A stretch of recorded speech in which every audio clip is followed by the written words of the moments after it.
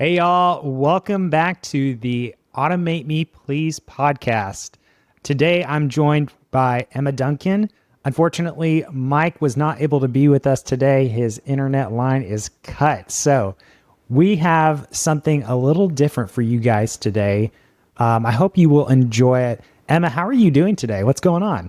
Life has been chaotic with school starting back up. I bet you feel that too. My husband's officially the principal at the school this year, so he's launched into that role, which means more from my family, right? But I'm also just a couple of weeks out from closing on not one, but two residential assisted living businesses in my area. So I know it's been a long time coming, right? I've been working on it since November.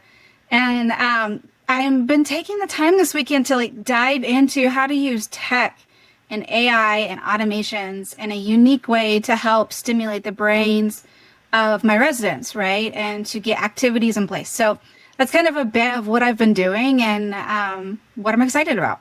What about you? How's life? What are you doing? Awesome. Yeah, life is good. I'm into all sorts of things as always. Working on some client projects right now. Actually working on an old project that I had done years ago. Funny enough, and I'm being brought back in to help fix it up and get it up to date. So that's good. I've been digging into lately how to integrate these AI agents into our Go high level systems and things like that. And then the GPT-5 release was really it was really cool. If we have time at the end, I definitely want to hear more about that. Yeah, I can give you the summary of that. And some of it is just they consolidated some things. So we'll talk about that later for sure. But for folks who are watching today, the little special thing that we're going to do a little different today, I think, is get really into what you just mentioned, Emma, because you were talking to me earlier about this, about how you're trying to leverage AI in a very particular way inside of this, inside of the assisted living community, right? And you started talking about it, and I was just like, oh my gosh, that is such a genius idea. And it's funny because that was born out of a previous conversation that we had. I think maybe we even mentioned it briefly on the podcast. For folks who maybe hadn't listened to this, we were talking about this app that's out there. I believe it's called StoryWorth, where people are encouraged to essentially answer a question a day, essentially about their own story. And it's a way to collect stories from a person's life over time, especially for loved ones. So we had that conversation, and then you took that and then you did something awesome with it. So let's hear what it is that you are looking to do. What kind of sparked all this in the first place? And then we can talk a little bit about maybe some of the logistics about what that would look like. And I can give you some of my perspective as a tech guy too. So a couple of weeks ago, I went into the assisted living facilities and we had an open house where I could meet the residents that were there, the staff, and of course the providers. So we're thinking of practitioner nurses that are coming in and the individuals that are referring people to our house, right? Those kind of individuals that really make the business thrive. And while I was sitting there and we were having lots of discussions, there was a few things that came up. One, there's a library on site. And a lot of I would say almost all of the residents either have a short-term memory capacity or they don't remember what they read for long-term. They may not be able to sit there and read very long because their eyesight is going. So there's some health issues like that, right? But we have this giant library. And it's important to read. It's important to write. It's important to use that creative side of your brain, especially as you're aging. There's a lot of health benefits to that. And over the weekend, I was just contemplating all these things that I heard and thinking about the layout and the structure and also the lack of activities that my residents will have. And so I was chatting with ChatGPT and I was like, okay, what are some of the things that we need to have in place and what are activities that we should do? And of course, a book club came up. And I'm like, well, yes, if we were having a sit down book club, but that doesn't get around the fact that they're not able to read or they're not able to remember. So how do you reinstill the story throughout their week so that maybe it helps them remember, right? And ChatGPT actually helped me craft a 12-month plan with different books, some of them poems, right? Depending on the month, and activities that go with it. And then I asked ChatGPT, this is great, but I would love to use an Audible to be able to hear these stories, right? So that we started talking about having a device either in every room or at least one area where we can sit down and listen to a story together. We can have crafts, we can have food, whatever around it, right? But then as I was going down this, aha moment, right, of like Audible and recording and listening, I went back to my mind of the StoryWorth, that conversation that you and I had. And I was like, well, if we're already buying a device that we can say, hey, Siri, to play this Audible book, or hey, Siri, record me, right? Then I was like, this would be a fantastic way to grab a hold of the memories that are inside these individuals and pull them forward. And I'm looking at buying a device probably for every room, and then having them where they can say, hey, Siri, record me. And we'll have the question of the day from StoryWorth, right? So that'll be up there right by the device to remind them, this is the question of the day for you to answer. This is how you activate the device, right? So that's something that it's just going to help pull those memories forward. It's going to help them articulate what they're remembering in their brain, right? And to capture that. And to take it one step forward, I thought, well, what do we do with these recordings? Like, it's great for them to have that practice and to have that activity. But now I have all these recordings. What do I do with that? And I thought it would be a lovely idea to give families two options to, if they want to have their own StoryWorth book created, then they can pay for that subscription. I think it's like $99, and we can just plug all those questions in for them and then send them the book, right? Or they can pay per episode or per year for all of the recordings from that person, so they have their voice and the actually answering those questions themselves. And especially after a loved one passes away, that having that voice of that person hearing their own story, it not only means something like to say me, like if my grandma was still alive, like hearing her own voice would be a beautiful thing. But my children never got to hear my grandmother, their great grandmother, right? My oldest got to meet his grandpa one time, and it's like such a precious memory that I have. But being able to sit down and say, listen to this, like this is from, Grandpa Pa's voice, and he's telling you about something about himself, would be so moving, right? For the generations that never get to meet their grandparents to hear that. So a few ways of, making extra cash, yes, but more importantly, pushing them to speak, articulate, to memorize, and then share, and then being able to pass that on to their loved ones. Man, that is so awesome, Emma. I love this. And there's actually layers of this to unpack, which is really awesome. I think the thing that I love most about this is that you are looking for ways to add value beyond just, here's a place where you can physically reside. Like, that is really, really neat. And I think really unique. Most people, when they talk about real estate, I at least from what I hear is, we're just trying to find a place for somebody to live. And, that is a really core, important piece of our day-to-day lives, is just having a place where we can lay our head down and rest, and maybe have a place of respite from the world. But when you encounter these different situations, like in your case, in assisted living, it totally makes sense to like build a community. It's a little bit more than just, okay, we're going to go, have this bedroom. It's no, you're providing additional value on top of that. So I love what you're doing. And I love the fact that you started with ChatGPT. So what prompted you to want to do that? Like what was the process like for you to go from, I mean, was it natural for you at this point given your current experience?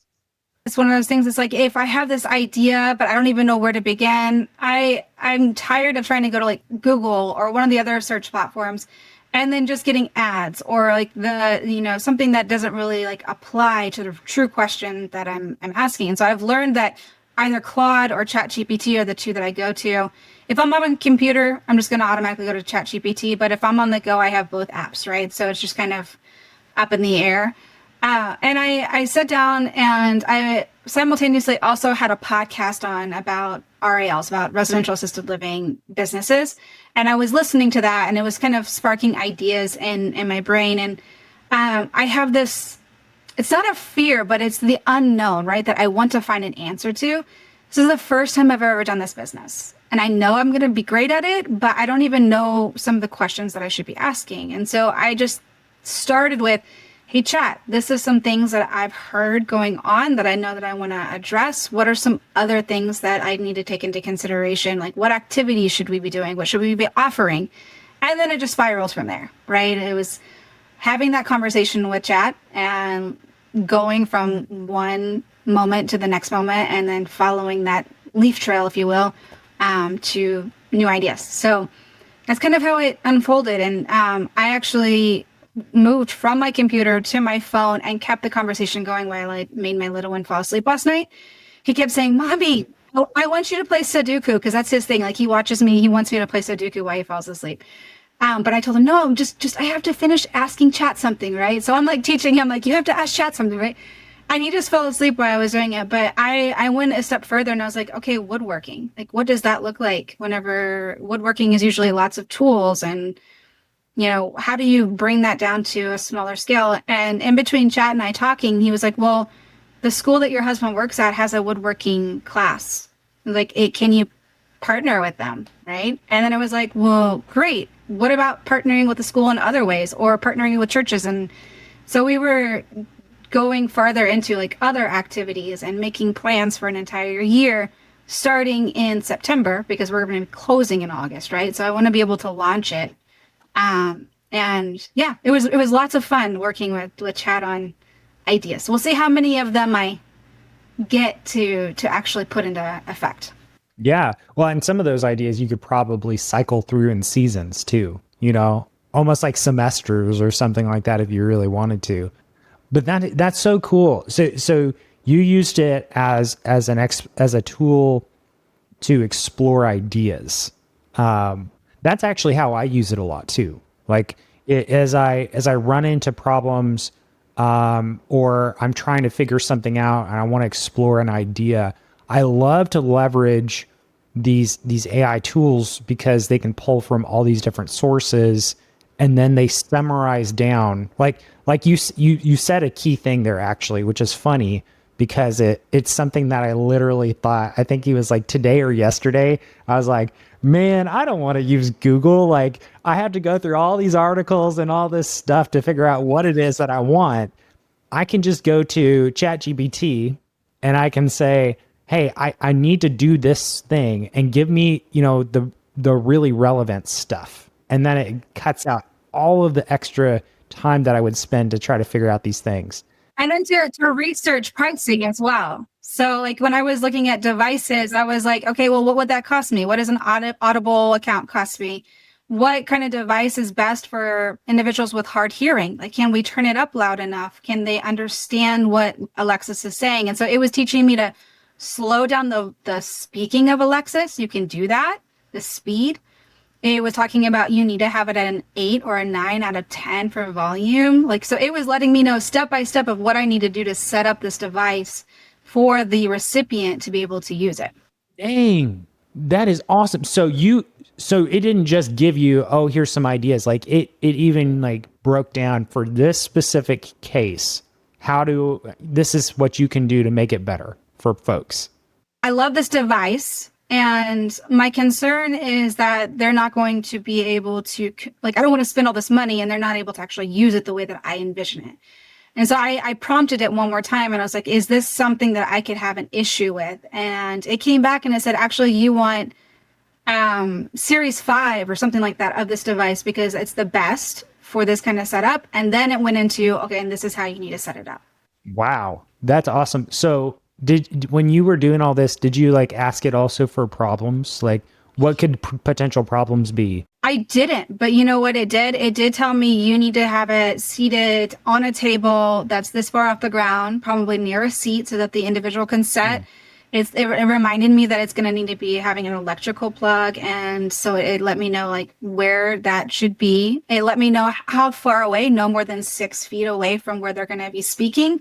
So it needs to be within that 3 feet range of their voice to be able to pick it up.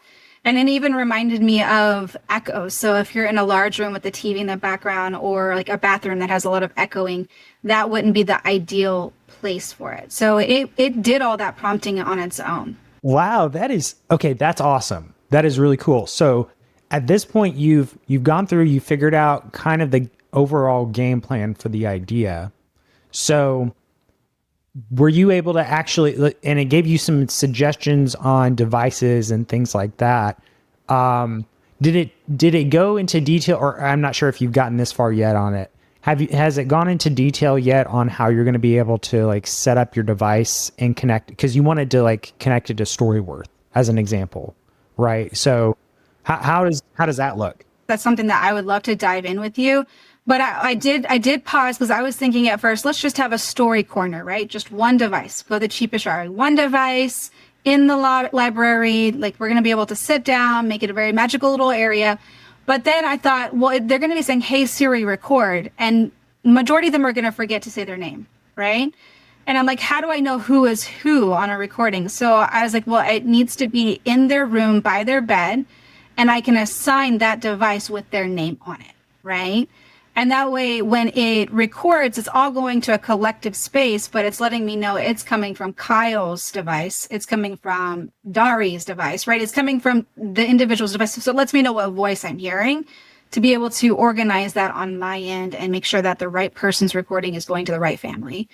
But I paused there and I didn't dive into automations when it comes to taking that voice recording to text. And then can we automate it into plugging it into StoryWorth? I did not go that far into it. I thought that would be awesome if I can do that eventually. But if the concept works, I might just have to plug it in by manually at first. But if there is a way that your brain thinks that like we can make that automate into the system, that'd be fantastic. Yeah. I think there might be a potential couple ways to do it. Some of my familiarity with some of these devices is limited, but I imagine, I think, so this is kind of where you almost have to break down the steps of, well, how does each service work? And then you got to figure out, okay, how do you connect these things? And I think like StoryWorth in particular, you have to like log in. I think they may also send you like an email once a day or however often the frequency is that you set it up for. And it may have the question in there and stuff. So if that's the case, you might be able to pull some of that from an email. If you connect like their email to the voice activated system. And then when it records, you're going to have it like store in a separate location. You'll have to build out, I think, an automation to then take that and then put it into the StoryWorth system. And I don't want to pay for that, process until I know that the family actually wants it, right? Because it's $99 per account. And it's like, well, I'm not going to create an account for all of my residents if I don't know that the family is going to want the book in the end, right? So I'm capturing the data, I'm saving it, and if they want the book, then we would subscribe. It might be something that I might have to call StoryWorth and say, this is something that I'm wanting to do. Would you craft something where it's one email login different projects and see if they've done that for other clients or if that's something that they would want to do. Because, I mean, who knows? Maybe this is an idea that they are like, this is ingenious, and now we can market it to every assisted living facility that's out there. Yeah. Yeah. I think that would be worth contacting them about, because you do need almost a management system of some sort. I could think of a way to jerry rig it though. You could to basically create your own version. And it would mean that you're not relying on StoryWorth's system of asking the questions and things like that. But you could probably have ChatGPT actually help you come up with all the questions. If I could take a wild guess, I bet you could say, like, hey, can you generate the questions that should be sent? And, maybe it's put into a spreadsheet, for example. And every day when somebody goes through it, it just marks that as done. That one is done. And then you have a location that you saved the voice recorded file temporarily, like in Google Storage or something like that. So there's a little bit of engineering that would have to be done, I think. But you may actually be able to do it with like a make.com or an N8N or something like that. So it just depends on how comfortable you are with automation tools. Well, I'm going to get there. I'm going to push myself. This is a great opportunity, right? I know that Chat had shared that there was, a different way where you can manually make your own books instead of having, the actual company make it for you. But then that would be, I don't know if that's something that could be, I'd have to look into it, right? Because if it could be automated, then great. Then like we have a template and we automate it and it goes into it. I don't know if you've ever used like Shutterfly, Shutterbook, or whatever it's called, where you can make your own portfolio pictures and all that kind of stuff. Sometimes the quality isn't always great. Sometimes it is and sometimes it's not, right? So I want to know whatever that quality is of that book that is being offered is high quality. Like if we have to go through StoryWorth to get the high quality binding and everything, then great. But if there's another way that we can do it outside of them, then I'm all for it. Yeah, I haven't used those services in particular, but you could do it in all sorts of ways, probably. Like any kind of image templating type system, you could do those things for sure. So yeah, it's really just, I think, a question of how you want to set it up at the end of the day. But I would probably start with StoryWorth first and just reach out to them and ask, hey, hey, this is kind of what I want to do. Are we able to like set something up like this using your system for part of it? And, the worst they can say is no. And it's always better. Right. It's always better if you can leverage existing platforms first. Reach for existing tools, and then build on top of that. Yeah, it was been really fun talking with Chad, because like I went down the rabbit hole of like if we partnered with the school or any school, right? It doesn't have to be the school that is my husband's. But I had ChatGPT. Like I said, I have 12 months of reading content build out. And then it aligned the woodworking project based on that topic.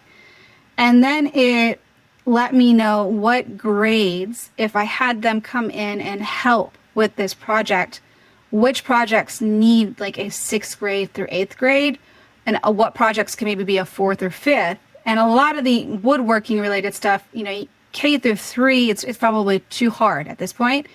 But it was like, well, if you're making a memory box or a love letter box, then maybe the younger grades could craft something and put it in there, right? Like paint a picture or something and already have it to put it in there.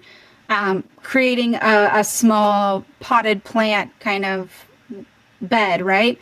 Well, having the younger kids come in and actually help plant, herbs in it during that month would be something that they could do that would also like tie in that multiple generation and have them come into the facility. So I loved how working with ChatGPT was like, sure, multiple ages. Now let's talk about like what are those grade breakdowns that you see in your school and what activities really apply to that age group to be helpful. Or, hey, this project has lots of screws. You don't want a first grader around that many small items, right? So, so many things that you can do with ChatGPT and create, like I said, an entire year's worth of content and material and projects. Wow, that is so cool. That is so neat. And like there's a couple other pieces here too. Like, so we talked a lot about ChatGPT, but from an AI perspective, yeah, like there's more stuff going on in this whole idea that you have, right? Yeah. Like the Siri system or or whatever you're using, the Amazon Echo or whatever. That's got AI built into it, like to be able to do the voice stuff. You could probably also set up, I'm in the voice AI space right now for like phone systems, for like phone AI receptionists, right? So you could probably even take it a step up if you wanted to build something yourself from scratch and have something a little bit more interactive with these new voice AI enabled systems, to have conversations. So it's not even just one, you could do more than just one question. You could actually set up an AI that asks the initial question, and then it has a follow-up conversation with them, and it helps them talk through their story and ask follow-up questions and stuff like that as it pertains to that story. So you could do some of that. And then there's another piece that you said, like record, a loved one's voice for the future so they know what they sounded like. You and I have talked about this before, and I think you actually maybe are the one who brought up the idea when we were talking about 11 Labs, but you could take those voice recordings, and then you could do a voice clone for people and have that voice clone read stories for your kids or for their grandkids or whatever. And like you could add services on like that, so it becomes like even more special. I think that was that full conversation we had a while back, right? Where it was like, I would love to take my mom's voice and clone it and then put it over a story that maybe Dariush loves and have it where he can listen to it at any point. Or like my sister, he loves listening to my sister sing to him, right? And so it's like, is there a way that eventually can we get there where AI can clone somebody's voice and then sing a song to him? There is a device for children that has cards, right? We were talking about this, like where you put the card in the device and then it reads that story to you. It's like, well, is there a way that we can have different cards for different stories that, then triggers like grandma can have 5 stories, right? And they can choose when they want to listen to it and flip through it versus just on your iPhone or your iPad. So there's so many unique things that are out there. It's like, how can we piggyback on that, right? Like, can we contact that company and say, I want to do this. Can you work with me and create something unique for my residents? And it really comes back to what sets your business apart, right? Not only like, yes, the whole thing started off with how do I push my residents and make sure that they have healthy brains and are physically active and provide services for them that keep them engaged. But then it's also, okay, now that we're doing this, yeah, we can have puzzles. Every assisted living place probably has a couple puzzles. Every single one is probably legally supposed to have the local newspaper, a few, magazines on site that they change out. Like, you'd be surprised. That's like a legal mandate that they have to follow, is to have regular updated content for them. But that's everyone. Like, what are we going to be doing that's different? And how do we bring our services into the new age of technology and use those to provide services in a unique way that sets us apart, right? Because if we can do that, then we're not just one of the other many options in this area. We are the option that's doing unique stuff, that thinks forward thinking of ways to provide not only for my mother, but also for us. Like we're able to take something away from this as well. That's awesome. You got me thinking about other ideas for your use case, actually. Like how do, obviously you've got to have staff there, right? What are some of the things that your staff would typically do day to day that, and maybe we just start there, because like sometimes, like when for myself as a technical person, if I just hear something like, oh, this is a thing that has to happen every single day, like then comes the idea brainstorming of, oh, well, we might be able to do this, or maybe we could do this, and automate this piece and make this a little better. So what are some of like the common things that you might see in your business? Our caregivers are also making the meals, right? Because it's a small, and there's only up to 10 residents in one house, right? So you're going to have two individuals on each shift. And so you have 2 to 3 shifts in a day. So you have max, you have 6, staff individuals that you're working with. So independent on what time of the day it is, but there's 3 meals a day. They're making sure that the residents are checked in on, that they're moving, that they're not laying in their bed the same position, right? They don't want to get bed sores, that they're able to get to the restroom if they've had accidents, that they're getting cleaned up, and all that is taken care of. There's medicine that is, given out at certain times of the day based on what their chart says that they need. Of course, there's a system in place for that, for checking out of medicine and all of that, right? Other than that, it's just being available and listening and caring for the residents. And that's where, if you can afford it, or if you as the operator owner can give some of your time, you start to add those extra values of activities and calendars. One of the things I've learned with Dariush, individuals with Down syndrome need routine. And when I was at the open house, I was sharing a little bit about him, and somebody piped up and they said, it's the exact same thing for the elderly. Like, they need routine. They go from having busy lives to at some point being put into a house that they can go outside, but it's fenced. They can only go so far, right? So you begin to feel confined, and then you begin to feel like you're even confined to your room, and then you're just confined to your chair with your TV on, and then you lose sight of everything. So how do you get them, just like Dariush when he was at the hospital, how do you get the individual out of their room, interacting with other people, and stimulating not only their brain, but also their body for function? And if the caregivers can add that to them, great. But if they're busy with taking care of health and safety and food, then it's up to the owner manager to either hire in an activities coordinator or do it themselves. So that is what I'm thinking. We also need to do marketing. So marketing is something that I feel like AI automation should be in effect. I'm wanting to bring in a drone and do some visual shots and bring that, like a marketing video to light, because a lot of families these days really want to feel like they can walk through a facility and see what it's like, and not just have to go from house to house to house and walk through every house personally.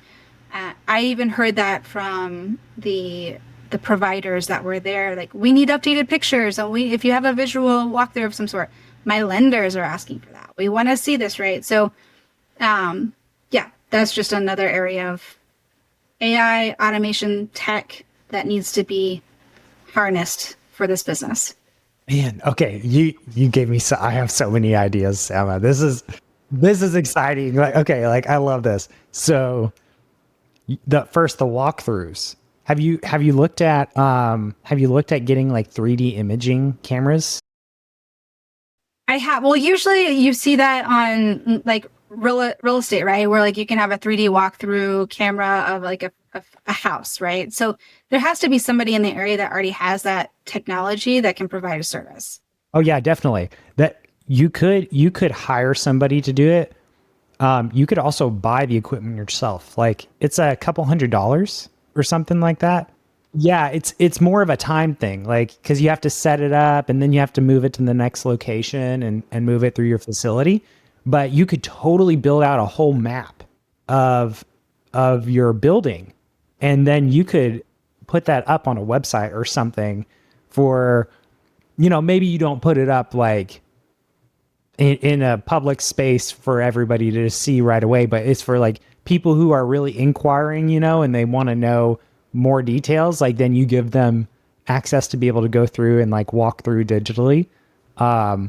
I bet that would be really handy for people who are also like more remote, like maybe somebody who's not like super close to your location. So you could totally take advantage of that. That would be great. And then, there was a couple other ideas in there. Like you're already doing some of it, I think, with using like ChatGPT to help you come up with different ideas for activities. You might be able to set up like voice mode in ChatGPT, and we're just talking about ChatGPT. There's probably lots of other tools out there that people could use, but if you had to just use one tool, you might be able to use like ChatGPT in its voice mode to set up like audio, like audio activated games and stuff like that. It's something that's light and airy. It can be white, but it can be dark. What am I? Right? Like something like riddles like that, right? It's like, oh, it could be a cloud because the cloud is light and airy, but if it was full of rain, it would be dark, right? It's like the prompt of like, let's do riddles right now. Like, what am I kind of game. Yes, that's perfect. Like, yeah, game like audio driven games like that you could use as an activity. You could set up a voice AI as like a personal assistant inside of the rooms where if somebody needed something, they could ask for it and then it could either go do a thing, like put it into your system or like trigger something, or even maybe call, like, cause I could imagine an emergency scenario where maybe somebody needs help and, typically you'd have like a button you can press, but if you can't press a button, maybe you can call for help and the AI can like then call the person to the room and say, hey, this person is calling from this room. Something like that.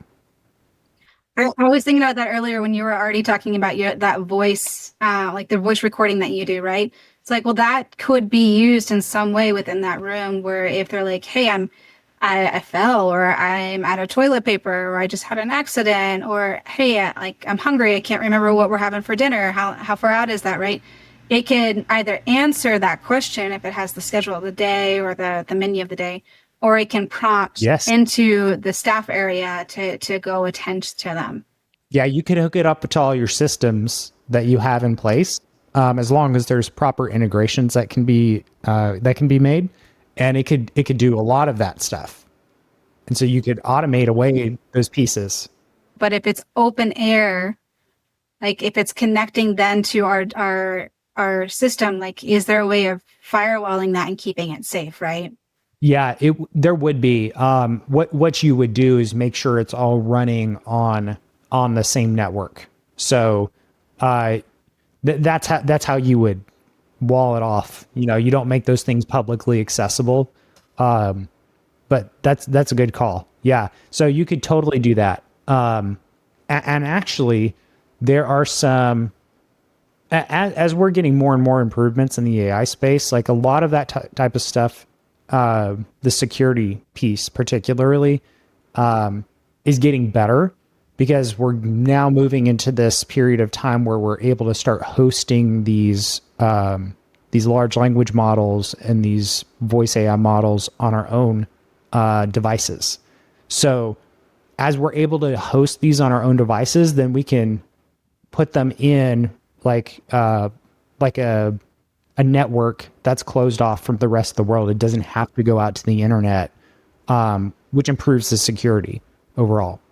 Would you rather get like an Echo device, or would you get an iPad for every room? Because then that iPad is its own device that can be protected from outside, right? Because I don't think an Echo would be able to be blocked off in that way.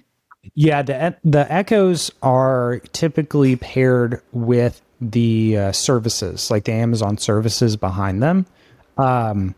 They do have some stuff that's built in that runs within the network. Anything that needs to internet access, like if you're asking questions about, hey, what's the weather today, stuff like that, those are types of things that will reach out to the internet. So, I think it may not be a question of, should I do this versus this? It may be a question of, hey, are there ways to lock down this particular device in certain ways that maybe you can like cut off certain permissions. That would be a thing that you need to look at the settings for sure. But if you needed to ever, let's say the Echo device didn't work, then, I could see a scenario where you have something like an iPad that maybe, you're able to restrict certain things. And then maybe like eventually you have your own voice AI system, your model that runs on a server somewhere inside of your building, and then it's interacting with that, and then you can secure, you can cut off certain things, like, don't reach out to the internet for only these things, or you isolate your data. But in this case, you're talking about the aged community and keeping them safe from the greater web, if you will. Right. And particularly the data in your system, because there's things in that system that you wouldn't want exposed to the internet. Right. So some of that's a combination of making sure the system itself is properly secured, and then some of it is if you start adding things on like voice AI tech, right, that can integrate it with it, like that needs proper permissions too. So you could in theory have like separate voice AI models that are running, and each one has access to only a certain set of permissions to do certain things. So that way you don't end up in this situation where it causes something catastrophic to happen, because it can do all the things. Yeah, exactly. It's very tempting to want to do that, but you're always better off like giving limited permissions to any kind of program that you create. So I had one more idea there, actually. So how is it? And I got to preface it with a question. So when you're doing your meals, how are your meals decided? I don't know that yet. I know that they make a whole week schedule. And I think it really comes around nutrition, but also who's on staff, right? So there's an individual that I was told she makes amazing tamales, but she was on vacation, and so they couldn't have that on the schedule or whatever for that time. But then it's just handwritten onto a whiteboard and up there I think it's actually printed, because they have to save them. So they tack up the print for that week of what the schedule is, or the meals are. And then when that week's done, you actually have to file that away and save it in case you get audited. Okay. So there's a couple things there you could do with some tech too. So you could use AI to help you brainstorm meals and search the internet for recipes. That would be one way to do it. And then you could also build out systems. It might still make sense to like print them out just for like a secondary storage, but like you could have a system that has like a database of your recipes, and it's tied to a calendar and things like that. So you could actually go back and see, on this day we had this meal. It's a board. It's a family calendar board. It's like you can interact with it. I don't know if you've seen these, right? Where it replaces all the stuff that's on your refrigerator that you have at and it's the whole family calendar, and it's like up on a digital board. You could do something like that, right? Like where that is in your main area, it shows the menu, but it also shows the activities that are coming up that day and so on and so forth, right? Kind of go that route of AI and scheduling, right? Because if you're doing all the scheduling and stuff on your computer, then you can, instead of printing it, making it pretty, doing all this stuff to it, like it just goes into that database that is showing up on that screen. Yeah, absolutely. Yeah, that would be, and you may not even need AI for that piece. It could just be a straightforward like calendar system. You may even be able to use Google Calendar.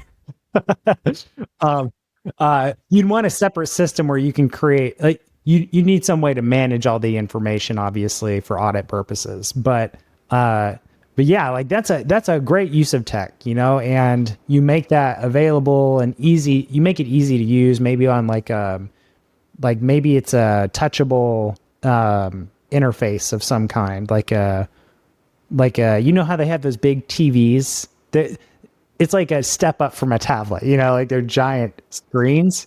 You could have something like that, so it's easy to see and people can touch through it and they can see like, oh, this was what's on the schedule. So yeah, that's another thing you could use all these little bits of tech for, to help facilitate that process, so it's a lot faster and easier to manage. I was talking with my sister who is in college. She went back to college for development, right? And she's specifically looking at therapies and whatnot for individuals with Down syndrome and in that kind of area, right? Because of Dariush and that passion that she has. But we were chatting about getting grad students who then get their own funding to come on site and plant a garden or a greenhouse based on the nutrition that the elderly need in their diet, right? So it's not even like we're not even paying for this, but we're offering the opportunity for a grad student to come in and create this and to study what this impact has. And then we end up having a garden that can be used for our residents, right? Then you tie that into, well, we're wanting to have more gardening and gardening club for a job for the residents, right?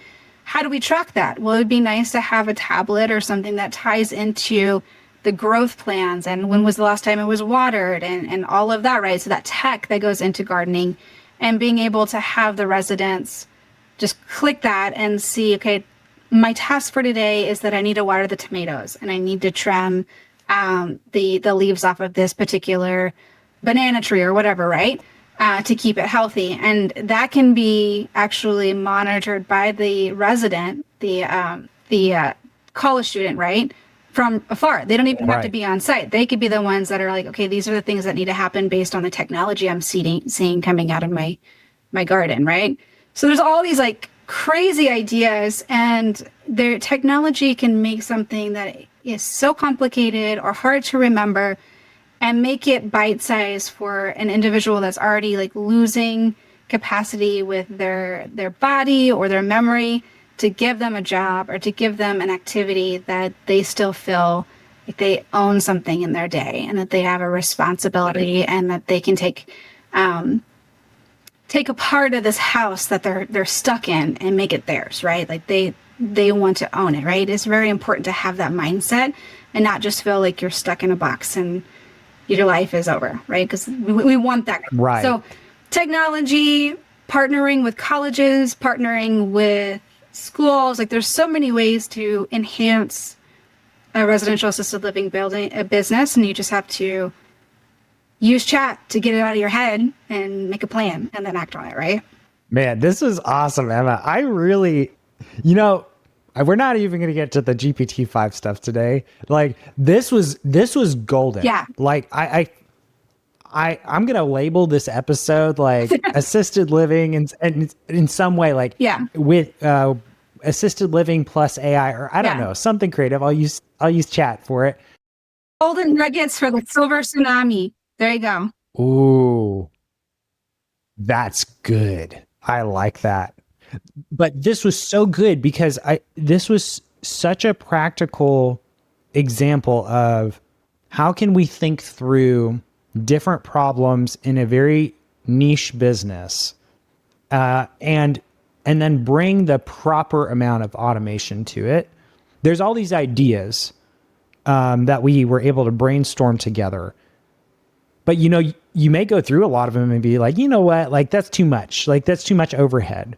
Or maybe that's like a 5-year goal. This thing is a 5-year goal. And this thing is like, nah, this is an immediate need, And I know you're probably going to get into that business and then realize you're going to start seeing our time, our employees' time are getting sucked up in this one particular thing. So we need to address this thing. Or, man, like the residents are really suffering with this piece. So let's go address this piece and make this better. So we're kind of just chipping, the tip of the iceberg. But I think it's so neat that there's so much space for innovation, and maybe it doesn't even involve a bunch of tech. Maybe it's just a more thoughtful approach to the business. We will see for sure. I know that I'm eager to get in there and see what systems they already have in place, right? And what tech they're already using. Because I've heard in other podcasts and things that I've been reading that there are newer systems that track everything and make it easy. And it helps you be able to not worry about when you get inspections. Like every box is checked. Every communication has happened, down to the point of like being able to get censored if something happens in the room and get notified just automatically, right?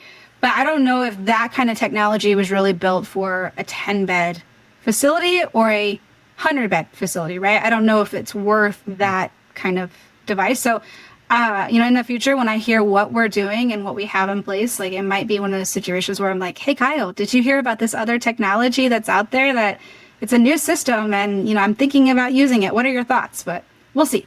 Yeah, the compliance piece is super important. Like just from hearing from some other industries about various compliance, whether it's related to insurance or whether it's related to like HIPAA laws or whatever it is, like it is so important that you have a good system in place to be able to manage compliance.